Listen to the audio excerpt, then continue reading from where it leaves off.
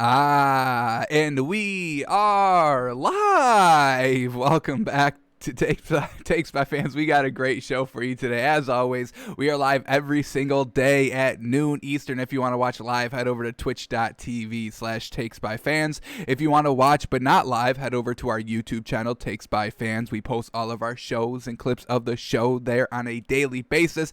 And if you just want to listen, we are on podcasting apps, Spotify, iHeartRadio, Google Podcasts, Apple Podcasts. Folks, however you want to watch or listen, we've got you covered multiple ways.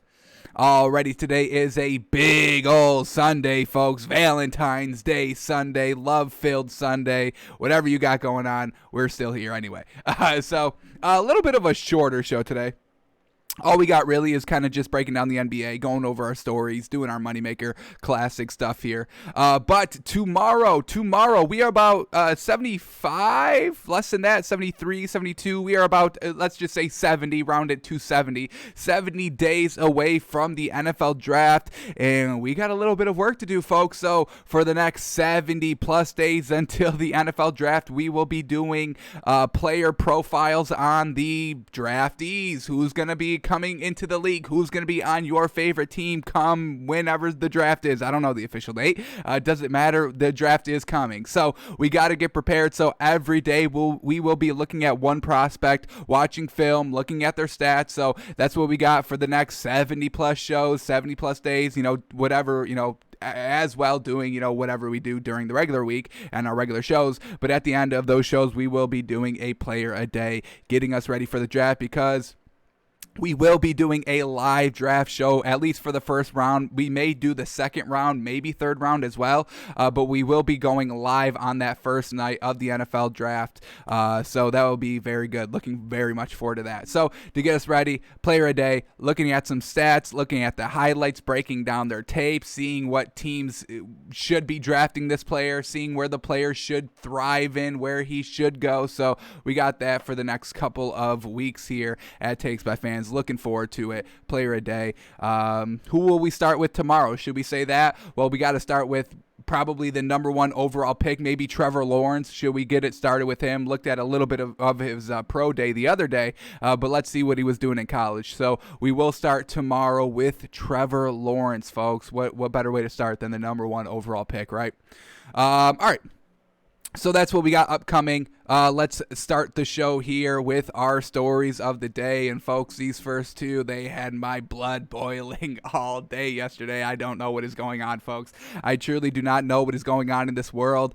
I don't usually like to agree with, everybody that says, everybody needs to start growing up and everybody needs to, take a joke once in a while and blah, blah, blah, stop being soft and stop having soft feelings. I usually don't like to side with that crowd, but I may have to do it for these next two stories because these stories are absolutely wild. So here's the first one. Antoine Winfield was fined $7,815 for mocking Tyreek Hill's peace sign celebration in the Super Bowl. He got signed for chalking up the deuces to Tyreek Hill after he just won a Super Bowl and has locked him up all game, only allowing Tyreek Hill to 70 yards, which is well below what he can do on a given game. And he held the Chiefs to 9 points overall, which is absolutely unheard of. We've never seen that ever. So absolutely absurd that this man is getting fined for this. He wasn't even the first one to do it. Tyreek Hill disrespected the Bucs in week 12, chalking up the deuces, back flipping into the end zone, and now the best game, what everybody works for in the NFL all season long since they started in Pop Warner, rose in the ranks, got to the college, and finally got drafted in the NFL. This is what everybody works for, and you fine him for chalking up the deuces, and this man giving him his own medicine, being disrespectful right back to the disrespect that was shown to him in week 12. I cannot believe this. Antoine Winfield, I'm trying. I'm going to start a GoFundMe. We're going to raise it $7,815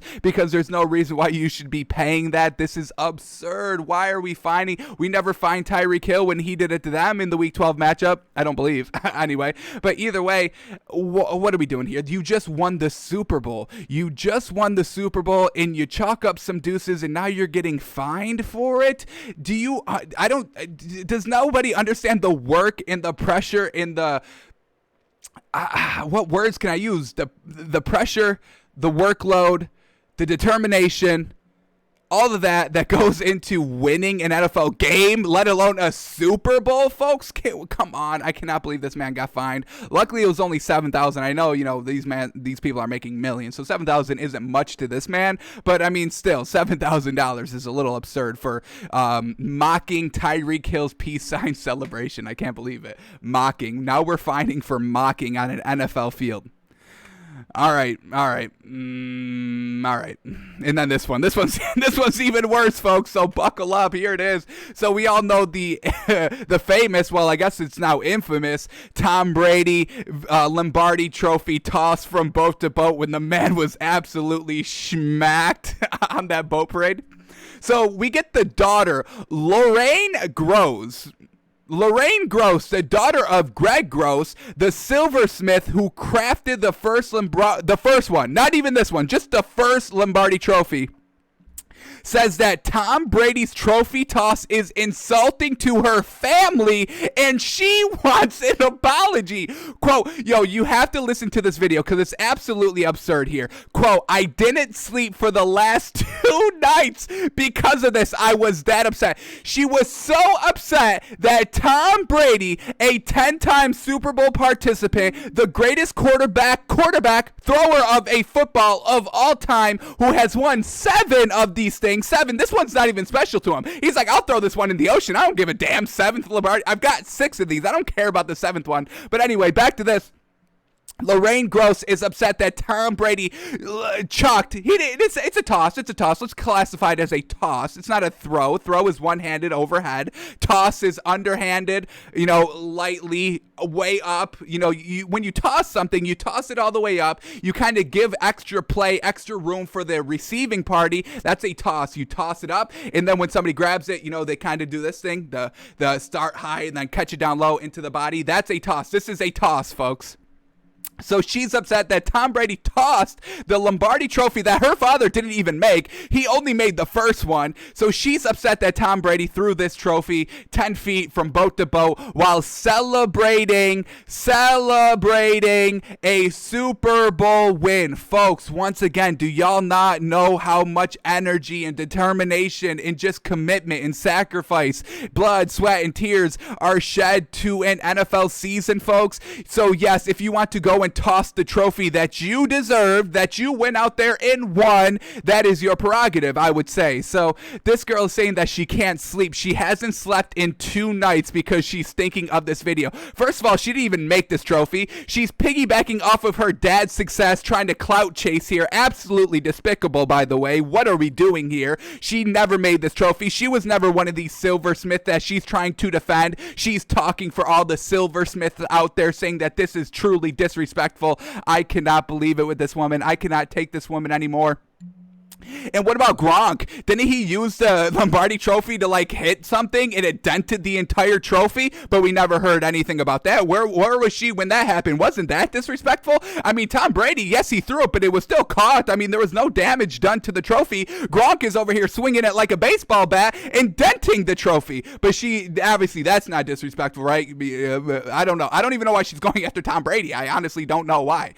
Maybe she's a Pats fan. Maybe she's a Dolphins fan, Jets fan, Bills fan in the AFC East, and she's salty that Tom Brady left and she never got the recognition she deserved for I don't even know what she's talking about. She didn't make the trophy. This is her dad's not even saying anything. She's talking for all these silversmiths, saying it's disrespectful. I don't even know. It even goes on. She says some other things, that it takes so long to actually prepare the trophy. That's why it's disrespectful. Yeah, Tom Brady's working 9 months out of the freaking 12 months of the year, probably more than 9 months, to get ready to win the trophy. That probably, I'm sure it takes a decent amount of time to build this thing. I'm not saying that. But, 1 or 2 months maybe, max. 3 months max. I can't see it taking any more than 3 months. Now you're milking it at that point. All right. But yeah, Tom Brady's working 9-10 months out of the year to win this trophy. So save us these excuses. Oh, I can't sleep for 2 nights because Tom Brady tossing that trophy. Oh my goodness. When I saw it leave his hands, I was mortified, and then I saw it on the other side, and I was still mortified because I was expecting it to be dropped. Save it. Oh my goodness.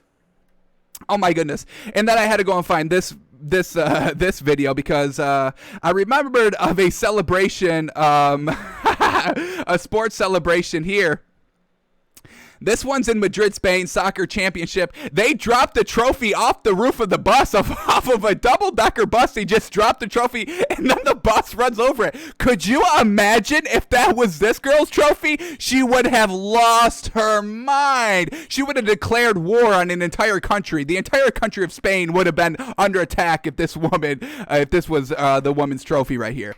I cannot believe what is going on in this world, what people are saying, what people are claiming, and why people are, everybody just wants to get famous off of nothing, and that's what this girl is. Maybe we fell for the trap for talking about it, but it's honestly, I would never respect this woman ever in my entire life if I ran into her because of this one statement. You didn't sleep for the last 2 nights because Tom Brady tossed a trophy 10 feet across boats in water during a Super Bowl championship parade, celebrating what they did on the field. And folks, they won the trophy. You can do whatever you want with the trophy. You won it. I know it's a team trophy, so obviously you can't be too selfish and be like, keep it at your house and like, obviously. But I mean, they're having fun here. They're letting loose. It's Tom Brady. I think, we can give him a pass of tossing a Lombardi trophy. We obviously wouldn't give, passes to everybody. I mean, we don't want to see like an undrafted rookie doing this. That's a little disrespectful. So I do agree on that. But this is Tom Brady we're talking about, and it's not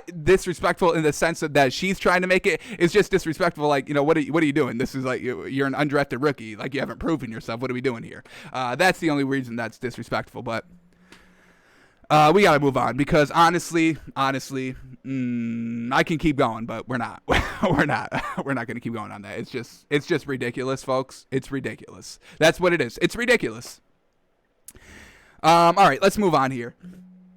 Some good news if you're a Dolphins fan. Not good news if you're a Dolphins hater, which there are some out there, I'm assuming. Here we go. The Dolphins have committed to Tua's long-term development per ESPN. Little quote here. Miami staff believes many of Tua Tagovailoa's rookie struggles are fixable with a full offseason with more reps, and the Dolphins are aiming to get explosive playmakers around him. Obviously, that's a great sign because we're obviously pleading for Devontae Smith at number 3. So yes, getting playmakers around him, explosive playmakers around him would definitely help the man out a little bit. I don't know how many struggles of his that the internal coaches and coaching staff are kind of seeing with Tua. All that I'm seeing with Tua is that he doesn't recognize open throws in the NFL. It's a little tighter coverage in the NFL, not like college where, every receiver is like 10 yards open on every play because college does not play any defense. So yeah, Tua, he definitely needs to know that, hey, this is open in the NFL, step and a half a step. That's open in the NFL. Throw it on target. The man's accuracy is absolutely fantastic, so he shouldn't have trouble throwing into tight windows because the man is accurate with the ball, and we've been seeing that all season. So really, the only thing that they have to fix is, hey, this is open. And obviously, you can teach that. You just show him, here's a play. This is open, this is open, this is open. Throw it there. This is what we want you to be seeing. This is what we want you to be throwing into. And now he knows what to look for in an NFL defense. He had no preseason, no training camp, nothing like that. Got thrown in, what was it, like 5-6 weeks into the regular season already. So he's going to be fine. Let's all take a deep breath, get him a receiver, maybe shore up the line a little bit in the second, third round if that's what you want to do, and I'd be fine with that. And now we've got a solid freaking team here and ready to rock. So Tua's going to be fine. The Dolphins trust him. We've been trusting him. Tua is a Dolphin for the next 3 seasons. I don't know about for life, but we'll see. We'll see because Tannehill wasn't for life either. So, all right. I know we said this all season, folks, and now when we can finally get the total numbers racked up here and, putting it in this nice little condensed graph is fantastic. So Josh Allen's progression, folks, we've been saying it all season. It's mind-blowing. I never expected this. I don't even think most diehard Bills fans even expected this jump of his play because it's absolutely wild. So year 1, 2,000 yards, 10 touchdowns, 12 interceptions, 52% completion percentage. The only thing that was concerning that year is the completion percentage. Year 2, 3,000 yards, better, 1,000 yards better, 20 touchdowns, doubled the touchdowns input, and went down on the interceptions. Absolutely fantastic. And we saw the completion percentage rise a lot, 58.8. Still better than year 1, but still not where we need it to be. In the NFL, you got to be around 62 to 65. That's where you have to be. You're not going to win a ring. You're not going to make it to the playoffs if you're not throwing at least 62% throughout the entire season. So he goes from 58% in year 2 to 69.2%, folks. That's incredible. Aaron Rodgers struggles to get 69 in a season. Drew Brees struggles to get 69 in a season. Tom Brady struggles to get 69 in a season. And here's Josh Allen, third season in, absolutely dominating the competition. And not only did he throw 69% completion percentage, he threw for 4,500 yards, which is absolutely fantastic. In my metric of where I kind of grade quarterbacks, I want to see at least 4,000 yards, at least 25 plus touchdowns, 2-to-1 interception ratio, and 62 to 65% completion percentage at least. And Josh Allen hit them all here. 4,500 yards, absolutely fantastic. If you throw 5,000 yards, that's absolutely beyond fantastic. So I would definitely want you in 4,000, and Josh Allen did it here at 4,500. Touchdowns at 37, 10 interceptions. That's 3-to-1, very close to 4-to-1 touchdown and interception ratio, which is talking about like what Aaron Rodgers just did this season for the MVP. Fantastic. And then the 69% completion percentage. That's the most impressive thing to me. I mean, jumping your completion percentage 11%, that's almost unheard of, honestly. So very well done to Josh Allen. It's going to be tough in year 4 because he already set the bar so freaking high. I don't know if he's going to be able to kind of rise the bar even more to get over that bar. So next season, we're expecting a half a step back, which would probably look like 4,200 yards, 4,000 yards, maybe 32 touchdowns, probably 13 interceptions, and maybe 65% completion percentage. It's just, these stats are absolutely wild, and I don't know if he's going to be able to consistently do this because the only people that consistently put up these numbers like this quarterback-wise are the greatest of all times: Aaron Rodgers, Drew Brees, Tom Brady. So He set the bar high, and I'm definitely rooting for the man. I would love to see this man just keep getting better and raising the bar every single season. I just don't know if it's too realistic. But let's give him, he made it to the AFC Championship game. Definitely got to give it up for this man. Absolutely wonderful season. Impressive. He made me a believer this season. We were rooting for the Bills almost every week now. So very well done to Josh Allen. What a heck of a season, honestly.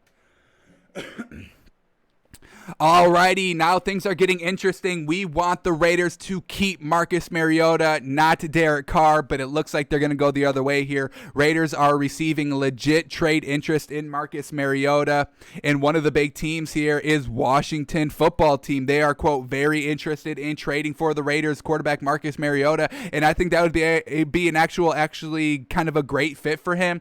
Washington really has no clear-cut quarterback. Alex Smith, he's kind of at a ceiling, unfortunately. Tyler Heineke, they just signed him to an extension, so he's at least going to be a backup, which I definitely think he can do. He's a very, very solid backup in this league, in my opinion. And having, Marcus Mariota as the starter, that could definitely work for this Washington team. They're a young, emerging team. They've got they could go and get some nice pieces offensively. All they really have is who's their wide receiver? Taylor Heineke is the quarterback. I feel like the name starts with a T or something like that. Either way, the receiver, Terry McLaurin. Yeah, T. Terry McLaurin, absolutely fantastic. He's very speedy. He's fast. Having Marcus Mariota, getting a back that you can run the read option with, getting another speedy wide receiver in the draft, making this a dangerous team because I absolutely loved. I know it was, a very, very small kind of game, only one game that we saw him in, not even a full game. Did he get knocked out? Something happened, I think. But either way, he played absolutely fantastic in that game, and I really think he should be the Raiders quarterback moving forward, but I definitely think he may be able to start in this league. So we know Washington is definitely a suitor here, saying they're very interested, but let's go through all the other teams in the NFL and see where Marcus Mariota can fit and maybe will succeed in this league.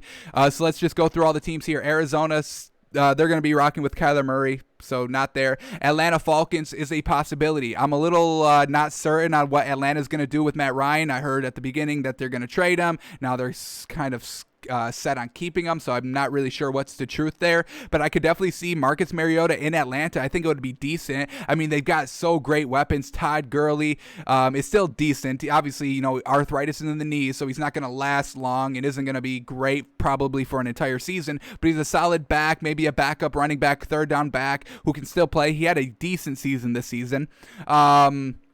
Calvin Ridley is absolutely fantastic. He's probably better than Calvin Johnson at this point, unfortunately, because every time Calvin Johnson's out, Calvin Ridley's still putting up 100-plus yards, and now you're the number one wide receiver with the number one cornerback on you, and you're still succeeding. That shows me a lot there. So two great wide receivers. You can kind of run a lot of misdirection, a lot of speed option right out of the backfield.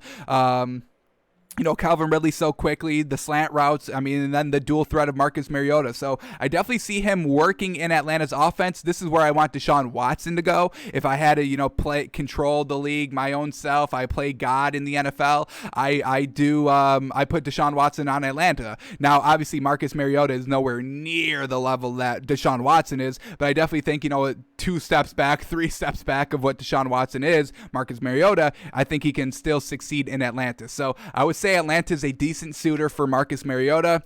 Carolina, I'm doubling down. I'm betting heavy that they stay with Teddy Bridgewater. I don't see them moving off of him, even with all the reports coming out that they're looking to trade up in the draft and all the mock drafts saying that the Panthers trade up to 3 with the Dolphins or 4 with the Falcons. I'm not buying it. So Carolina stays with Teddy B. Chicago, they're up in the air right now. I know they're definitely not sticking with Mitch Trubisky or Nick Foles. Now, does Marcus Mariota work in Chicago? I don't think that's what Matt Nagy's looking for. He cannot take another kind of experimental quarterback, and that's unfortunately what Marcus Mariota is going to be, just unfortunately, because, he only played 1 game and he impressed us, but still at the end of the day, it's 1 game and he got chased out of Tennessee for Ryan Tannehill. That's not something you should be bragging about. So I don't think Matt Nagy is going to take the chance on Marcus Mariota. He's going to kind of go with an already proven quarterback, a Dak Prescott, if he can get him. I don't think he can, but if he can get him, possibly there. Maybe Carson Wentz. Maybe, if last season isn't clouding, Matt Nagy's judgment too much. But I think the Bears are going to go with a proven quarterback or go with one from the draft that Matt Nagy 100% has 1,000% confidence in. So I don't see him going to Chicago. Dallas, like I said, I do think they keep Dak Prescott. I don't see why they wouldn't, honestly. They floundered without him this season, and they probably would have made the playoffs with him this season, so if he didn't get injured. Detroit, they just got Jared Goff, so obviously not there. Packers, Aaron Rodgers, he's coming back, and they already got Jordan Love. If, God forbid they move off of Aaron Rodgers, which I don't think anybody sees doing. Rams traded for Matt Stafford. Vikings, seems like they're going to stick with Kirk Cousins for at least 1 more year, and he's definitely serviceable. His stats are good. He's putting up like 4,000 yards. He's doing all right. Just can't win the big game, can't be consistent, but he's still a decent, solid quarterback that I don't think is too much of an upgrade from Marcus Mariota in totality. Saints, they've got 2 quarterbacks already. Taysom Hill, that's who I want to see be the quarterback if Drew Brees retires. And Jameis Winston, they've already expressed interest in bringing him back. So not going to go to the Saints. Giants, they got Daniel Jones. He's fantastic. They're not going to move off of him. The Eagles, Carson Wentz, but they got Jalen Hurts. They're going to keep one of the 2. We'll see. I have my money on Jalen Hurts. 49ers, they got Jimmy Garoppolo, and they're talking about trading for Deshaun Watson, which I think is crazy. I think Jimmy G's fine, but I don't see him every day, and, the 49ers may have other plans, but Marcus Mariota is not one of those plans. Seattle, a possible option here because Russell Wilson is kind of saying some wild stuff here that he doesn't kind of respect everything about Seattle. He doesn't want to get hit anymore, so if they move off of Russell Wilson, Marcus Mariota is a decent comp to Russell Wilson. Obviously not as great as Russell Wilson, obviously. He's never got to Super Bowl or 2 or even won one. So yes, Seattle could potentially be a fit for Marcus Mariota if they move off of Russell Wilson, and I think Marcus Mariota could have decent success with Seattle. I would be fine watching Marcus Mariota in a Seattle's uniform, absolutely. So Seattle, we'll put him on a list, very low on the list, but it's a list for Marcus Mariota. Tampa Bay, obviously they got Brady, not moving off of him. He just won you a ring, obviously. Washington, we already said they have interest in him, and I think that'd be a fine fit for him. So far in the NFC, I would probably put Washington at 1, Atlanta at 2, and the Seahawks at 3 for Marcus Mariota. Now we go to the Ravens. They're obviously keeping Lamar Jackson. Bills are keeping Josh Allen. Bengals just drafted Joe Burrow. Cleveland still rocking with what's his name, Baker Mayfield. Denver is a possibility because I don't think Drew Lock is the future there in Denver. He really floundered this season. So Marcus Mariota in Denver running around with those nice pieces. They got Jerry Jeudy. That's a nice fast wide receiver weapon that you can make some interesting, offensive plays. Hey, you either got to defend the speed of Marcus Mariota or the speed of Jerry Jeudy, because one of them's having a speed option off the left side. You're going to have to guard both of them. Hopefully you're up for it. So Denver, I would definitely say, is a suitor. Houston, if they move off of Deshaun Watson, I'm sure they'll get a quarterback swap for swap when they trade him. So I don't see him going to Houston. I don't even want to see him in Houston because that's a garbage franchise, and I do want to see Marcus Mariota have success somewhere.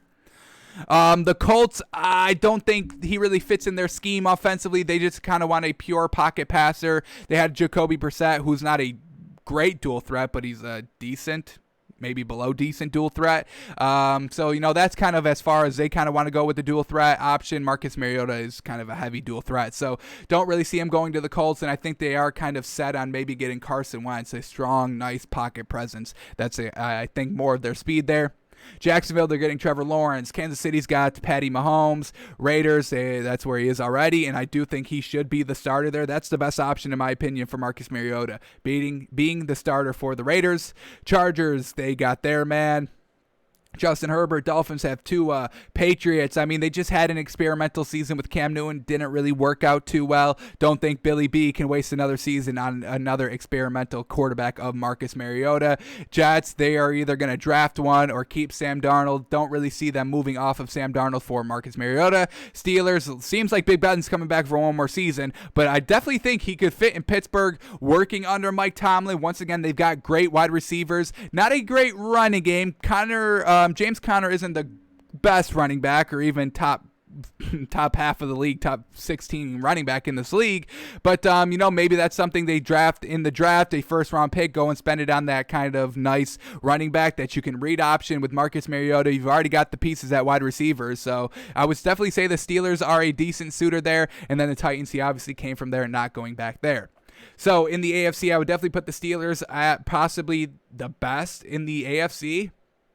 Denver at 2 then. Denver at 2, Steelers at 1. So a couple of options out there. I would definitely say the best fit for Marcus Mariota right now is staying and being the number one guy in the Raiders. If he has to go somewhere, if he has to be forced out somewhere, I would say the best option for him in that case would be Washington. Second best case scenario, I would say, is Atlanta. Third best case scenario, I would say, is Pittsburgh. Fourth would be Denver. And fifth, it would be Seattle if they move off of Russell Wilson. So that's what we got on Marcus Mariota. All right, now these last two stories are in the NBA. Here we go. The first one, the Brooklyn Nets had their entire big three healthy for their game last night against the Warriors, and they won the game very convincingly. Very well done. We had them in our moneymaker. Let's shout out us. -4. Could you believe that? -4? That's all we had to swallow? Easy money there. So Kyrie to James Harden, quote, "You're the point guard, I'm the shooting guard." And that's kind of what we've been saying. We've been breaking down the stats every single game, and we see James Harden putting up the assists, taking less shots, being the distributor of the basketball. He's really sacrificing his game out there, so I absolutely love it. He was the man with Houston for 9 straight seasons, like 8 or 9 straight seasons. Yes, it's been that long, 2012 to like 2021, 2020, whenever the official trade happened. But it's been absolutely crazy. Couldn't get anything done in Houston. Now he's kind of taking a back approach there, just kind of being the facilitator, and it's working out very, very well from them. James Harden doesn't need to be the scorer, but if he's push come to shove, he needs to go and score the ball, he will. So Kyrie Irving is saying what we've been saying all along. James Harden's the point guard, Kyrie's the shooting guard, and same thing with Kevin Durant. He can play wherever. So very well done to the Nets getting back on track. They're fine, folks. They're fine. They've got the talent. Talent wins all the time in the NBA. Just need the talent. Alrighty, let's finish our stories here. The Knicks beat the Rockets last night. No surprise to us. Once again, we had the Knicks -0.5 point. Once again, great value there, and they blow them out. So great win there by us. Great call out. But Derrick Rose and Emmanuel Quickley are doing fantastic off the bench, and this Knicks team is kind of deep. They don't have a true superstar, but they got nice role players in the starting position and freaking great depth of role players in the bench as well. So they're kind of deep in role players. Everybody's contributing contributing. Everybody's getting it done on a nightly basis, and we are kind of rising up on this Knicks team. So let's watch this minute highlight of Emmanuel Quickley and Derrick Rose from last night, both off the bench. Just absolutely magnificent. Let's watch some ball here, break it down. Let's see what we see, and let's shout out Derrick Rose because he's having tremendous success already. He already had decent success in Detroit off the bench this season, but I mean, that team was just garbage by itself. He's on the Knicks here with a lot of talent and a lot of potential uprising talent. He's making the best of it. So here we go. Emmanuel Quickley works the ball around. Derrick Rose is driving baseline, still reverse scoop layup. Yes, sir. The man still got all the athleticism. I absolutely love it. Nice little dump off to Quickley. Screen up top. Taj Gibson is coming off the bench once again. I mean, yes, this team is actually really kind of deep on the bench, and Emmanuel Quickley is an absolute great scorer. Another one, just Derrick Rose giving it to Quickley. Screens at the top of the key. Do what you want. Hit the three if it's wide open, but if you can get around, then make the layup like we just saw in the last play as well. So this offense is really rocking. They know how to work together. This bench, look at this one, the step back. Yes, sir. You got to respect the range. He can drive. He can hit the three. Yes, sir. A dish out there to Derrick Rose. Taj Gibson screen up top. Derrick Rose one-on-one on a mismatch, and he just takes it to him right down to the lane, baby. Yes, sir. Absorbs the contact, draws the and one, gets the bucket to fall. Here it is, another screen. He just goes all the way around. Derrick Rose over PJ Tucker. No problem there. Yes, sir. Look at the smile. Yes, sir. Cheese and Derrick Rose. I love it. Get back in your rhythm. Get back to your prime. And that's what we love to see. He's coming off the bench. He's being that facilitator off the bench. And that's what the Knicks need, that true veteran presence off the bench. And this Knicks team, folks, they're dangerous. Watch out for them. So love everything about this team. They've got wins going. They're currently, I think they're 6. They're currently 7th. They dropped down one. Let's get this updated. I don't think I refreshed this today. So 7 seed, currently 13-5, can potentially, move up to the 4 seed just in one game. Just in one game. One win, they can move up to the 4 seed. That's absolutely fantastic. So, Knicks, keep it going. We're rooting for you. And, we are kind of decent fans there rising up on this Knicks team. Alrighty, those are all the stories we needed to cover for today. Let's go into the NBA from last night. Not a lot of games. We had a nice little 4-team moneymaker going, and we hit 3 of the 4, but the last game, the Heat, they screw us a little bit. So, unfortunate there. We'll go down, kind of talk about the games in totality very quickly. Then we'll go a little bit deeper into the stats. Then we'll look ahead to today's action. We got a 1 o'clock game coming up, so hopefully we can kind of squeeze that in before it tips off so we can maybe put it in the moneymaker if we're liking the odds there. And then we'll do the moneymaker, and then we're out of here on this nice Valentine's Day edition of Takes by Fans. So here we go. NBA from last night. 76ers losing again. What is this, 2 in a row? I don't think it's 3 in a row. I think it's 2. It's 2 in a row. There it is. So 2 in a row losses for the 76ers. And hey, we bailed on them at the right time. Not total bail, but selling some of our stocks coming into this Friday. Couple days ago when we do our power rankings in the NBA. We, coming into this week, into this Friday, we had the 76ers at the number 1 seed. We just saw them kind of lose a little bit this week, so we moved them down to number 3. They're losing against the Suns a little bit, so got to kind of trail off the 76ers team a little bit more. Joel Embiid is absolutely fantastic, but some of his supporting cast aren't stepping up on a nightly basis like, the Jazz supporting cast or the Suns supporting cast, because we just moved the Suns in the top 10 at number 5, actually number 4, maybe even number 4 this week, this Friday, because they're absolutely getting it done this week. So shout out to the Suns winning over the 76ers, and this is going to be the breaking point of the 76ers. Are they actually good? Are they contenders or pretenders? They were good in the first kind of 1/3 of the season. Now we're starting to get into kind of the middle of the season where everybody's kind of warmed up, everybody's good to go, and they're kind of floundering a little bit. So we'll see if they can get back on track here, but the Suns get the win, so very well done to them. Pacers, Hawks, and once again, another game in our moneymaker. We had the Pacers. It was like -2, 2.5, 3, something simple like that. Once again, easy money there, great value. We call the values when we see them, folks.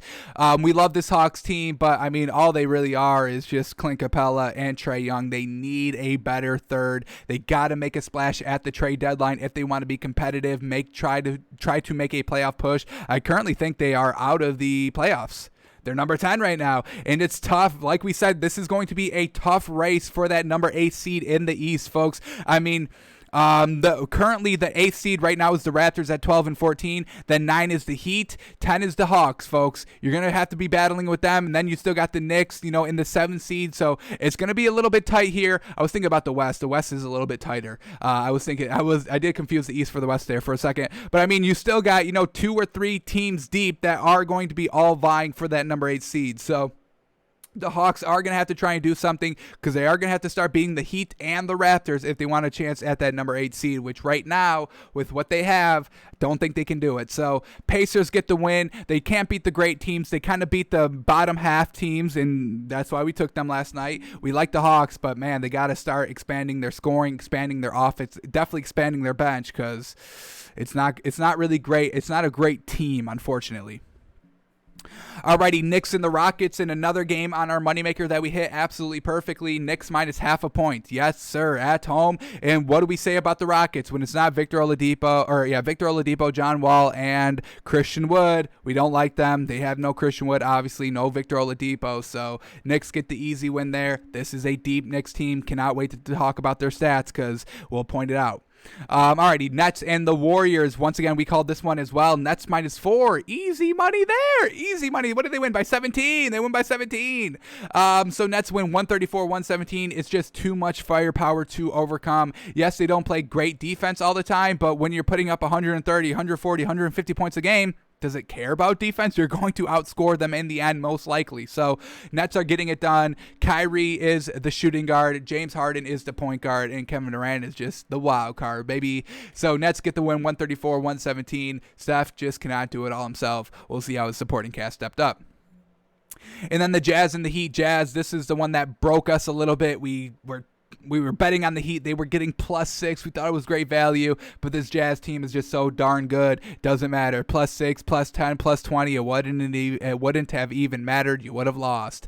Maybe 20. I don't know. What is it? 6, 18. So y'all know the point. But either way, Donovan Mitchell's fantastic. Rudy Gobert is unguardable. And this Heat team without Goran Dragic, they do need him back in the lineup as well. I thought it was going to be only Jimmy Butler that they need, but they definitely need Goran Dragic. They need to start getting back to that depth that they had last season and having 2 players off your bench and off your starting roster not playing. Now you're losing that depth. You're losing what made y'all good last season, your 3-point shooting, your deep 3-point shooting, and now you're just kind of an average team here. And this road trip is proving tough for them already 1-1 on this kind of 7-game road trip that they're on, losing to the Jazz, but that's to be expected, I guess.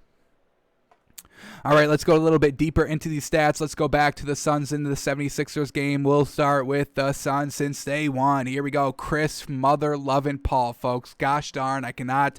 Every time I look at his stat line, I just think to myself, it can't be this good. Can it? Can it really still be this good? And it is, folks. 18 points, 10 assists, 8 rebounds on 61% shooting. Love it, love it, love it. Fantastic work by him. I'll say this every show. I do not care. The man is revitalizing his career with the Thunder last season and the Suns. This is the best I've ever seen Chris Paul play, and I've been watching this man forever. He's my favorite player in the league. So, gosh darn, yes, sir. I want to see the Suns win the championship for Chris Paul, and they can definitely do so because they got a nice starting lineup here. Devin Booker doing it again, 36 points. That's what they need. The decent scoring by Chris Paul, the great assist by Chris Paul, the great scoring by Devin Booker, and the great beef of DeAndre Ayton. That's how they win games. 36 points by Devin Booker on 61% shooting, 3 of 5 from 3, 4 assists, 5 rebounds to go along with all that. DeAndre Ayton, 11 points, 6 rebounds, a little light on him. Not great defense either, a -6 in a win, not the greatest. So a little bit of a night off from DeAndre Ayton. Frank Kaminsky, 2 points, 1 rebound, 1 assist. He only played 10 minutes, so something must have happened to him. And then Mikal Bridges, 4 points, 2 rebounds, 1 assist. So once again, besides the big 3, Paul, Booker, and Ayton, not really great in the starting lineup. Usually Frank Kaminsky plays a little bit better, but he only played 10 minutes. So something, I don't think I can get to this. What happened to Frank Kaminsky? He got knocked out the game or something? What do we got here? I got no news. Here we go. 2-11. Y'all got no more news? He only played 10 minutes. What's up with that? And the last news is from the 11th. He sniffs a triple-double and went. All right. So y'all don't even know what's going on with Frank Kaminsky either. Maybe just low minutes. All right, back to the stats. Here we go. They did have decent bench contribution. Jay Crowder, 8 points, 4 rebounds, not terrible. Cameron Payne's definitely got to start stepping it up a little bit. Only 4 points off the bench. Cameron Johnson, 9 points. There we go. And then here we go. Dario Saric, 15 points, 4 assists, 4 rebounds. 4 steals, 4 assists, 2 rebounds. Gosh darn. And Etwan Moore, 11 points. So solid contribution here off the bench. They're not the deepest. They got Jay Crowder and Cameron Johnson. Dario Saric can definitely hit. So they are a little bit deeper than I thought at the bench. But usually it's the big three getting it done, and that's what they had here. So very well done to the Suns. Now we go to the 76ers, who did not step up on this team. Well, it looks to be the bench, unfortunately. So Ben Simmons, 18 points, 4 assists, 6 rebounds. Great night by him, shooting 66%. He's just got to be the defense and the facilitator on the floor. That's what Ben Simmons is. Seth Curry, 10 points, 1 of 5 from 3, shooting 33% overall. He's got to score a little bit more than the 10 there. Joel Embiid, 35 points, 8 rebounds. Yes, sir, just getting it done. Truly unstoppable in every single game. Tobias Harris, 18 points, 5 assists, 5 rebounds, shot 77%. Didn't even attempt a 3 either. And then Danny Green, 10 points, 4 rebounds. He shot 2 of 3 from 3 and 4 of 5 overall. So good shooting night by Danny Green, but just nobody else was getting really any points off this bench, especially Korkmaz, 2 points off the bench. Matisse Thybulle, 5 points off the bench. Dwight Howard, 2 points, 6 rebounds off the bench. And then Tyrese Maxey, 6 points off the bench. So just the scoring has to come from somewhere else besides Joel Embiid. Danny Green is not consistent for it. Usually Tobias Harris will go and get you that 20, 25 plus point game. He didn't do it here. And Seth Curry's a little streaky a little bit. He was really great in those first kind of 10 games. He's kind of floundered here the last couple here. So unfortunate there. So the 76ers team, they're still decent. They still got a great, this starting lineup is really, really great. They got the offense shooting, outside shooting, three-pointer down low. Joel Embiid can be all over the floor, just a power down low as well. And then Ben Simmons, the defense. So they really do have a complete starting roster. It's just they all don't step up on every single game, and that's unfortunate. Alrighty, let's move on to, what do we got? The Pacers and the Hawks. Let's start here with the Pacers. Usual suspects doing usual things, it seems like that. So here we go. Domantas Sabonis, 14 points, 7 assists, 13 rebounds, 50% shooting. Just a monster all over the floor. The true face of this franchise, the true leader of this team, and he gets it done. Doug McDermott, 26 points, 3 assists, 3 rebounds. Holy cow, shot 56%. Very well done. He actually took the most shots in the entire with the entire team. So that's pretty good.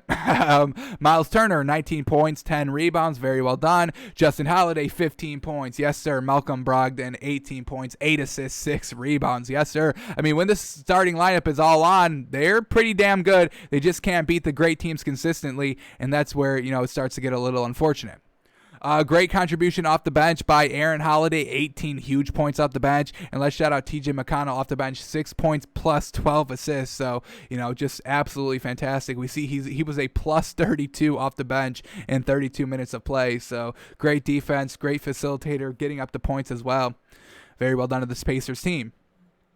This is their max right here. This is their ceiling. This is what they can do at their best, but they can't out-rebound a lot of teams. They can't really outshoot any of the better teams, so they just kind of sit. Where are they currently? Currently in the playoffs? They're currently number 5. I don't know. They would probably make the playoffs, but they're going to be like a 5, 6, 7 seed at the end, and they lose first round. I can't really see them. Right now, they would face the Celtics, and I know I've been clowning the Celtics this last kind of week, but I would say the Celtics beat the Pacers in a 7-game series right now. So the Pacers, man. Not too great here. They definitely need somebody else. I don't even know. Probably a better big. If they had a better big down low, maybe a better guard, point guard, maybe that's their problem. But maybe a better beef down low would help out this Pacers team. Alrighty, the Hawks now. Trae Young, 15 points and 14 assists. Gosh darn. Didn't even take a 3 this game. That's probably why they lost the game. Damn, Trae, got to take those 3s. He's the only one I want taking 3s on this team. Kevin Huter, 10 points, 10 assists as well. Gosh darn, assists going everywhere this game. Clint Capella, 24 points, 10 rebounds, doing what he does, 12 of 17 from the field. John Collins, 18 points, 9 rebounds. Cam Reddish, 18 points. And look at this, absolutely fantastic bench contribution from Danilo Gallinari, 20 points and 7 rebounds in only 26 minutes. So very well done by this Hawks team.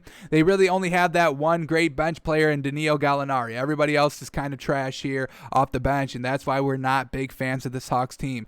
Love Clint Capella, love Trae Young. Danilo Gallinari is very serviceable in the bench, but that's really all they got, and they lose games because of it. So Pacers get the win 125-113 over the Hawks. Rockets, Knicks now. We got to start with the Knicks. Here we go. Starting lineup. Who did good? Well, Julius Randle did great, and we know this. He is, their two best players on their starting lineup, RJ Barrett and Julius Randle. Julius Randle goes for 22 points, 9 rebounds. Yes, sir. RJ Barrett, a little bit of a light night here. 7 points, 5 assists, 4 rebounds. Nothing great there. Decent stat line. 2 of 8 from the field. Definitely could be better there. Alfred Payton, 15 points, 3 assists, 2 rebounds. And then Nerlens Noel in the starting lineup. This is the first time Alex Burks was it Alex Burks? Either way, I believe this is Nerlens Noel's first time in the starting lineup, I think. So 10 points by him, 6 rebounds, very well done. And then Reggie Bullock, 9 points, 3 rebounds, not bad. He didn't take a lot of shots, 60% from the field. So 9 points, a little light, but he didn't take a lot of shots. And look at this bench contribution. We had 3 players all with 10-plus points and 2 players with 15-plus points. So Emmanuel Quickley, 22 points. Yes, sir, on 77% shooting. Absolutely fantastic. Derrick Rose, 16 points, 3 assists on 45% shooting. Taj Gibson, 4 points, 5 rebounds. Yes, sir. And then Obi Toppin, we love this man as well, 11 points off the bench. So kind of deep there at the starting lineup. I mean, the bench of Quickly, Derrick Rose, Taj Gibson, and Obi Toppin, and they still have Austin Rivers if they need him, and still have Kevin Knox if he can ever kind of get good. What is this man, 3 years in? 2 years in? What was he? Was he a first-round pick? First-round pick number 9. Unfortunate. Hasn't really kind of made his name known here. Unfortunate. But they're still deep, folks. So love this Knicks team. Buying heavy into this Knicks team. And I'm looking to put them into the top 10 come this week. So if they can keep winning, I'll find a spot for them at number 10. Alrighty, the Rockets now. We know Victor Oladipo did not play, so John Wall would have had to step it up tremendously. 26 points, 4 assists, 45% shooting, not going to get it done. Eric Gordon, he's been stepping it up here. Absolutely fantastic. 24 points, 6 assists to go along with that. DeMarcus Cousins, 10 points, 10 rebounds. Solid game by him. Then we get PJ Tucker, no points, 8 rebounds. We know PJ Tucker doesn't put up a lot of points anyway. Just kind of a nice defense beef down low. Deshaun Tate, 9 points.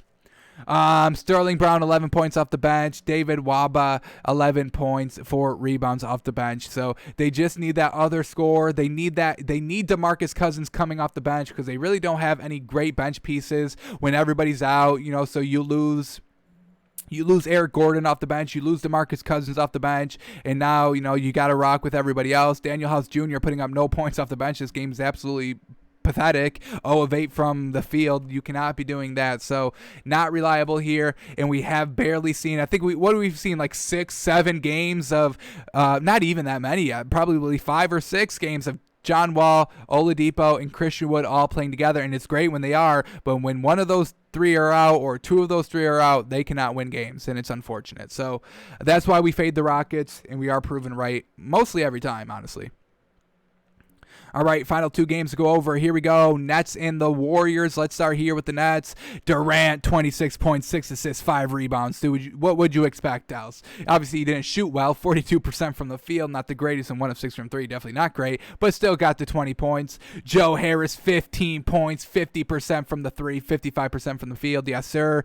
Bruce Brown in the starting lineup. No DeAndre Jordan this game, and they still do fine. Bruce Brown, actually really good game here. 18 points and 7 rebounds. Yes, sir. Yes, sir. All right. We may have a new starting center here, even with DeAndre Jordan gets back, maybe. We'll see. James Harden, the new point guard for the Nets. 19 points, 6 18 assists, 8 rebounds. James Harden, can we give him the MVP? I'll give James Harden the MVP for finding out how to make this team work, single-handedly sacrificing his own game. I'll say this all the time. I absolutely love James Harden. What he's doing this season makes me respect him so much more. He's the true leader of the squad. He's the one leader that they have here in Brooklyn, and I'm all here for it. So what a great night by James Harden.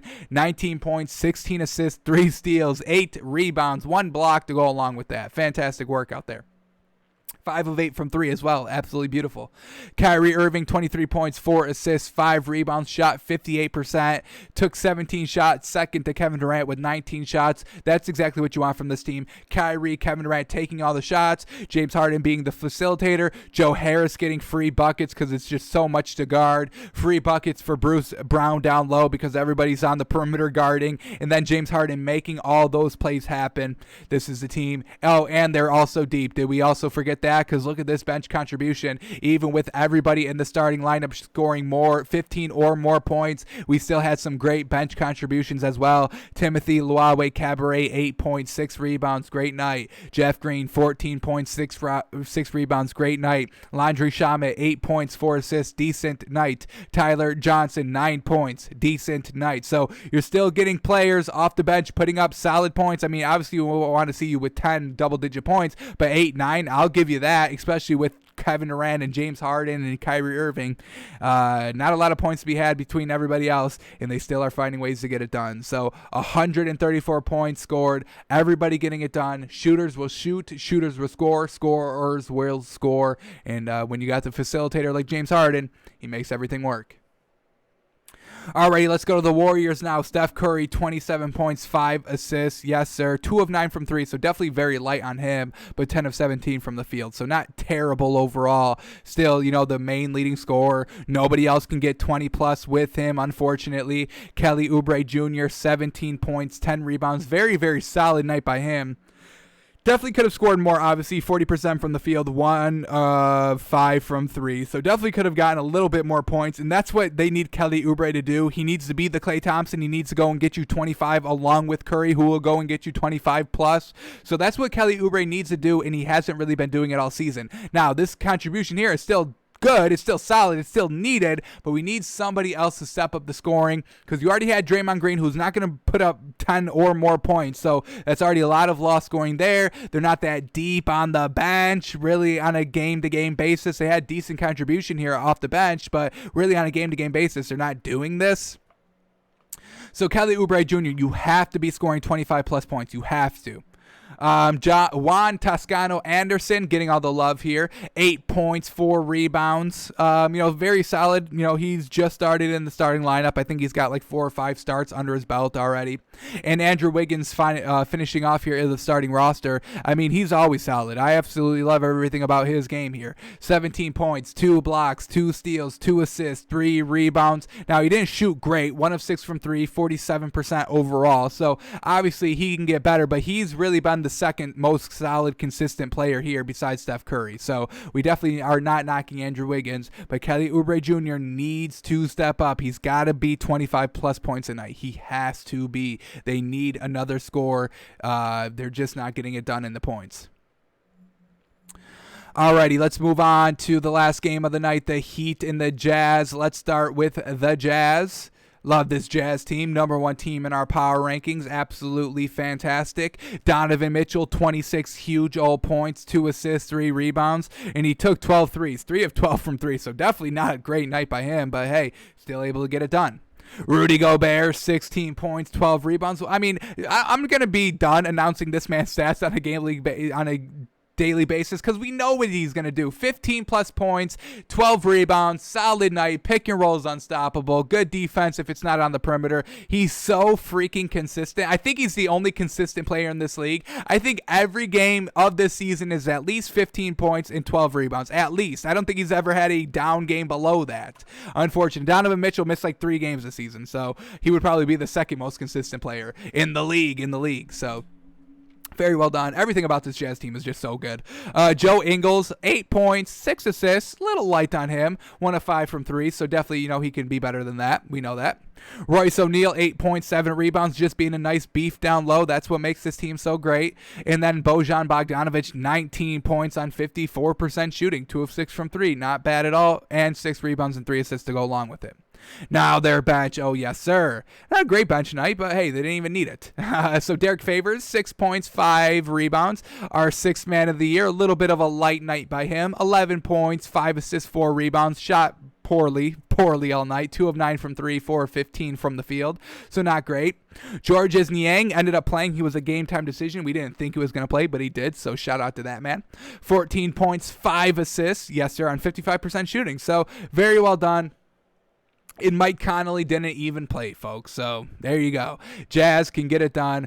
Donovan Mitchell, Rudy Gobert can get it done. Everything else is just extra on top. Rudy Gobert, Donovan Mitchell, those are the cake, and everybody else is just the frosting and the topping. What do you got? What do you got on there? A little writing on there? Happy birthday, maybe? Happy anniversary? Happy Valentine's Day? A big old heart on there? Everybody else is the icing. Donovan Mitchell, Rudy Gobert are the cake, folks.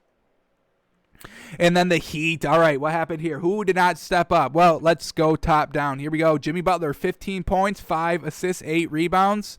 Shot 30%, but, we know he doesn't take a lot of shots anyway. So this is kind of more of what Jimmy Butler is actually. Not a ton of points, not the 25-plus points that we've kind of been seeing a little bit too much this season. He's more about the 17 to 20, so that's kind of where he goes.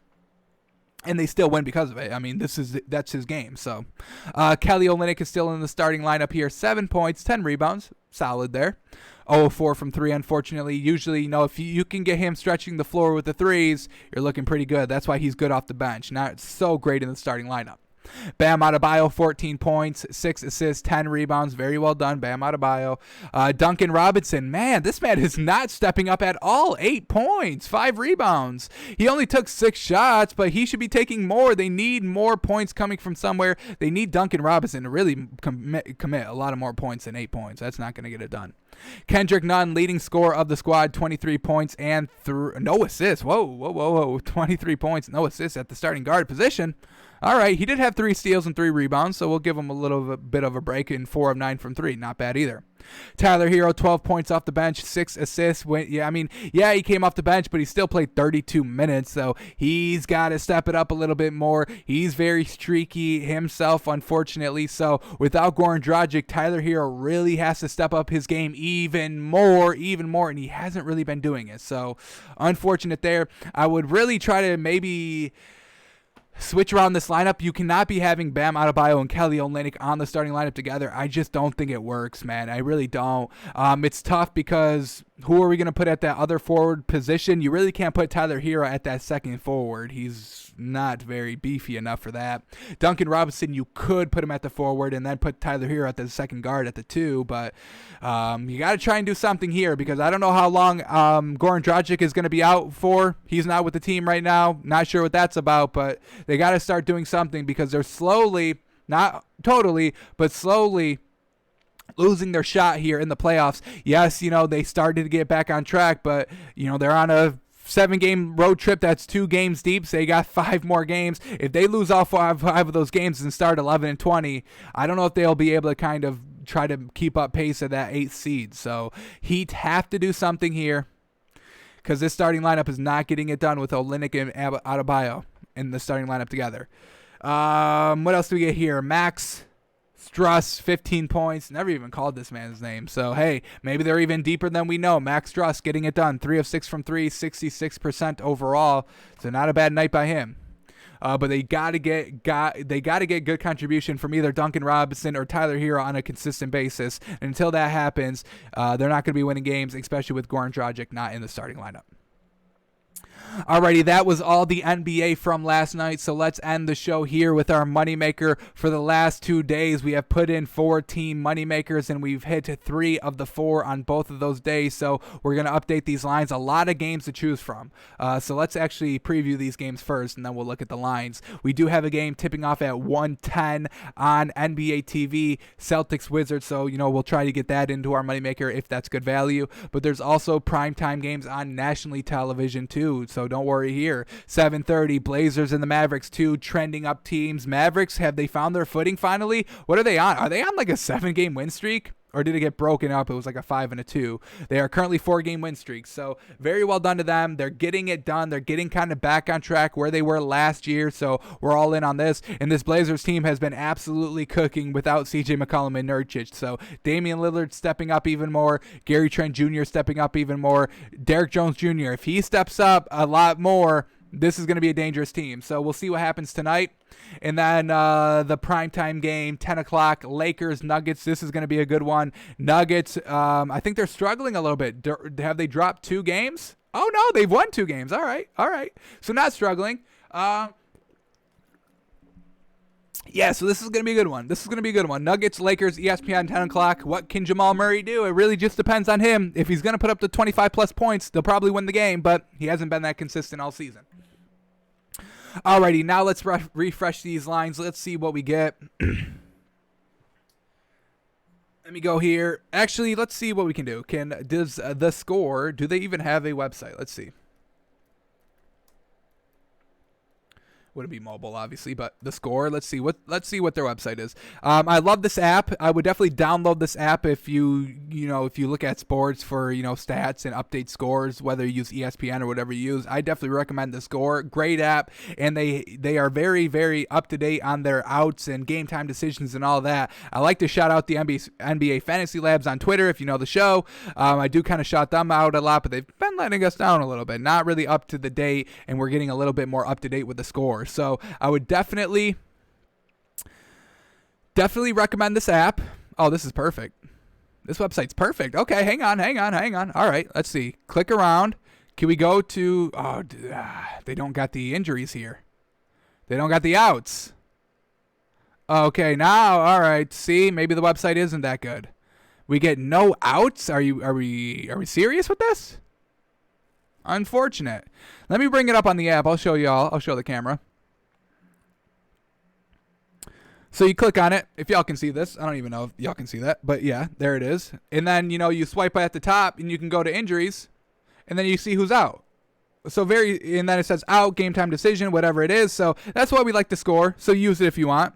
Doesn't affect me. I'm just giving y'all some advice, But here we go. Let's start talking about some of these lines. So here we go. Celtics, Wizards +7. Absolutely wild. We stay away from a lot of these Wizards game. Marcus Smart is still out, but everybody else should be good to go. And honestly, I would feel confident taking the Celtics -7, even though kind of we're in this kind of fading the Celtics since, Kemba Walker is going to play, so that's huge, but no Marcus Smart. But we're going to take the Celtics -7. We can't be afraid not to bet the Wizards anymore and stay away from this game. This Wizards team is not good. Bradley Beal is going to play, and it is a 1 o'clock game on a Sunday, so they may show out. So maybe we stay away from Celtics -7 a little bit. Let's see. Maybe we'll see if we get any good value anywhere else. But, we got to be real with ourselves. This Wizards team is absolutely not good. So we'll see what happens. But Celtics -7 should hit. We've just been fading the Celtics because that starting lineup is not great anymore, and Kemba Walker has been real wishy-washy. We obviously love Jaylen Brown and Jason Tatum. I mean, we'll talk great about them all day long, but really everything else is not good. Daniel Tice will probably have a great game because the Wizards don't have that great of a big either, so we'll see what happens. Maybe we'll come back to Celtics -7. Let's see if we get any better value anywhere else first. Pelicans, Pistons. Pelicans -4.5. Pistons +4.5. This one should be good for the Pelicans. A nice little night off for them. Nice little night rest for them.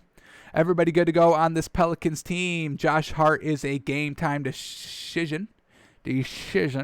What do we got here for the Pistons? Mason Plumlee, game time decision. Frank Jackson, game time decision. All right. We know this Pistons team is not good.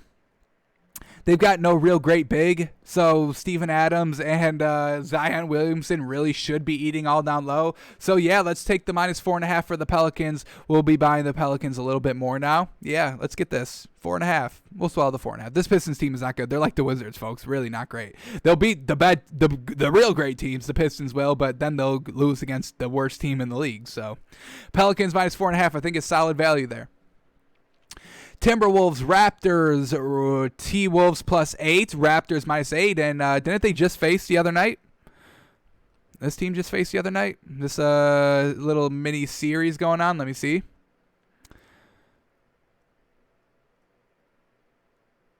No, the Hornets. They had the Hornets. All right. All right. And look at this, folks. I mean, this website is a little wonky. They got Saturday and Sunday having the same games. I mean, it's just a little frustrating sometimes. But yeah, Timberwolves +8. Gonna stay away from this one. Not buying the Raptors too much currently. In this Timberwolves team with Karl Anthony Towns is kind of solid. Obviously, D'Angelo Russell is going to be out for a little longer. 2 more games I just saw. So definitely staying away from the Raptors. Not comfortable swallowing 8 because we're just not big on the Raptors quite yet. They can get there. And we've seen spurts of them getting there. But in totality, can't be too confident on that. Alrighty, Spurs and the Hornets now. Gonna stay away from this one as well. Spurs -2, Hornets +2. Hornets +2. Gonna stay away from it because the Spurs have seemed to get back on track here with their great defense. And the Hornets, just a little young team, and I think they're gonna get beat down low with Cody Zeller, unfortunately, because you know how Popovich is coaching Spurs. You know, they like to get the most optimal shots, work the ball around, work the defense down, and get it open for the layup, or the dunk, whatever it is. So I'm not feeling confident here with the Hornets in this game, so we got to stay away from this one.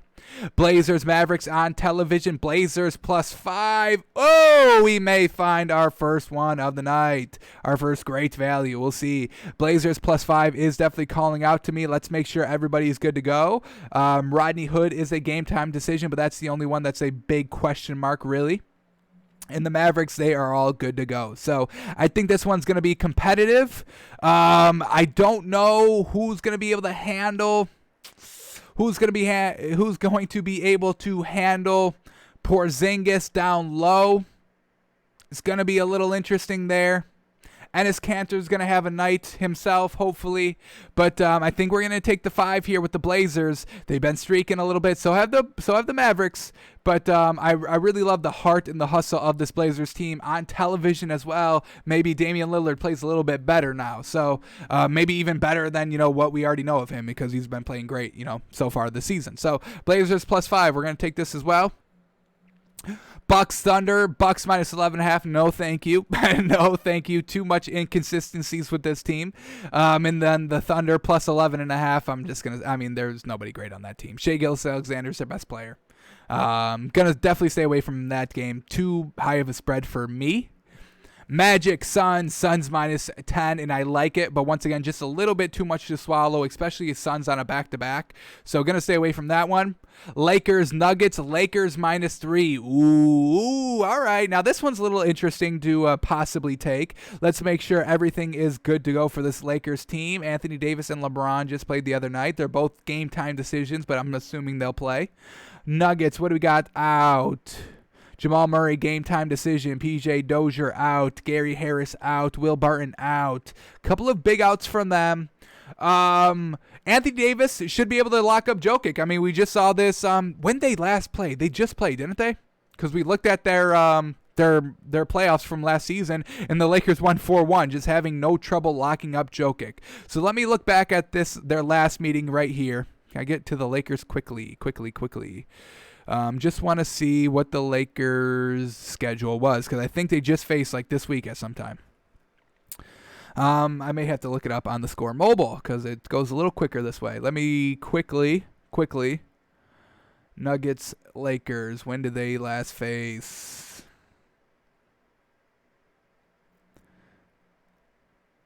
If we can't find it in the next couple seconds, we'll move on. Guess I should have just went to the Lakers' schedule. It would have been a little bit easier. Alrighty, so did they face the Nuggets? When the last time they faced it? Yeah, sorry. Here we go. February 4th, and they won 114-93 over the Nuggets. So Nuggets really don't give the Lakers too much trouble. Even on the road, the Lakers should be fine. So we're going to take them -3. They are streaking a little bit. Jokic, when he gets guarded up by Anthony Davis, he's kind of a non-factor a little bit. And we know Jamal Murray isn't going to go, for the 35 because he's not that consistently great. So Lakers -3, I think is good value here. Last two games, Cavs, Clippers -11.5. Once again, gonna stay away from this one. Just too much to swallow for me. And Grizzlies and the Kings +1.5. Two great teams here, rising teams. Both can win. I mean, this really could go either way. That's why the line is so close, and that's why we will stay away from it. So we're gonna do a nice little 3-teamer here. We've been getting burned on the 4-teamers on the last game anyway. So let's get back on track with an official moneymaker here. 3-teamer. Pelicans -4.5. Blazers +5. Lakers -3. The odds are +590. Put 100 on it, you win 590. Get the extra 100 back. Put that 100 on tomorrow's moneymaker when you watch our show again. So, yeah, make some money this Valentine's Day. Make $600 this Valentine's Day. Damn, cash is king, folks. If you got your girl something in the back of her mind, she was like, I wanted cash. I wanted the $600 that you won on the moneymaker from Takes by Fans. Where's that? Give me that. Alrighty, we are going to be out of here for today. Thanks for tuning in. Thanks for watching. We're back tomorrow, noon Eastern, same time, twitch.tv/takesbyfans every single day, folks. We are here, and we're going to start our NFL draft projections, player profiles, and all the draftees that we think should be going. And we're starting with Trevor Lawrence tomorrow, folks. So that's what we got on the show. Breaking down the NBA, doing our money makers, doing our stories, and watching Trevor Lawrence play tomorrow. So that's what we got. Thanks for tuning in. Thanks for watching. We're back tomorrow, folks. We are out of here. Out of here.